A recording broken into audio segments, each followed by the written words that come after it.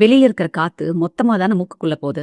அப்ப ஒரே ஓட்டைக்குள்ளேயே போயிரலாம்ல. ஏன் 2 தனித்தனி நாசி இருக்கு, 2 தனித்தனி ஓட்டை இருக்குன்னு யோசிச்சிருக்கீங்களா?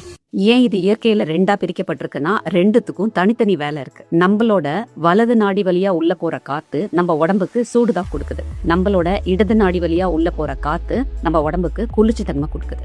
இந்த நாசி துவாரம் வரைக்கும் தான் இது 2ஆ பிரிக்கப்பட்டிருக்கு. அதுக்கப்புறம் அது ஒரே குழாய் வழியா தான் உள்ள போய் நுரையீரலுக்கு பரப்புது. இந்த இடத்துலயே அது காத்தோட தன்மையை மாத்திடுது, சூடாவும் குளிர்ச்சியாகும். அதனாலதான் நம்மளோட வலது நாடியை நம்ம சூரிய நாடின்னு சொல்றோம், சூடு கொடுக்கறதுனால.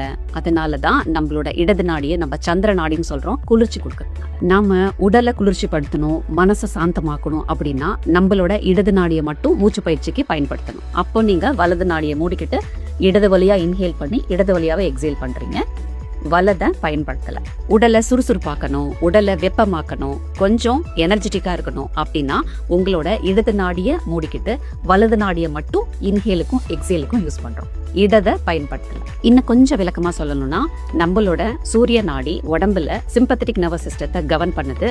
நம்ம பகல் நேரத்துல சுறுசுறுப்பா இருக்கிறதுக்கும் மூளை நல்லா இயங்குறதுக்கும் இது முக்கியம். நம்மளோட இடது நாடி நம்ம உடம்புல பாராசிம்பத்தட்டிக் நர்வஸ் சிஸ்டத்தை கவர்ன் பண்ணுது. நம்ம உடம்பு ப்ராப்பரான ரெஸ்ட்ல இருக்கிறதுக்கும் நைட்டு நல்லா தூங்குறதுக்கும் மனசு சாந்தமா இருக்கிறதுக்கும் இது ரொம்ப முக்கியம். ரெண்டுமே முக்கியம். வாழ்க்கை இந்த மாதிரி பரபரப்பா ஆகிறதுக்கு முன்னாடி எல்லாருமே சூரிய உதயத்தோட எழுந்திருச்சு சூரிய அஸ்தமனம் ஆகிறப்போ தூங்க போயிடுவாங்க. அப்போ இந்த சிஸ்டம் ஒழுங்கா வேலை செஞ்சது. இப்ப இரவுல வேலை செய்யறோம், பகல்ல தூக்கம் வர மாதிரி பண்றோம். ஏன்னா அந்த இயற்கைக்கு எதிரா நம்ம வேலை செய்யறோம். பணம் முக்கியம்தான், ஆனா நம்ம உடம்ப ஆரோக்கியத்தை கெடுத்துக்கிட்டு எந்த பணமும் சம்பாதிக்க வேண்டாம் இல்லையா? அதனால எந்த வேலையா இருந்தாலும் எவ்வளவு முக்கியமானதா இருந்தாலும் பகல்ல வேலை செய்யுங்க, இரவுல நல்லா தூங்குங்க.